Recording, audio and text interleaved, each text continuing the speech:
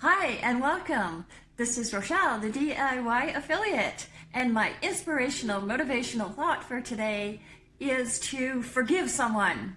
I know that it's hard, and there might be something that you might feel that you can't forgive a person for, and I understand that all too well, but it causes disease inside your body when you hold grudges and when you can't forgive someone.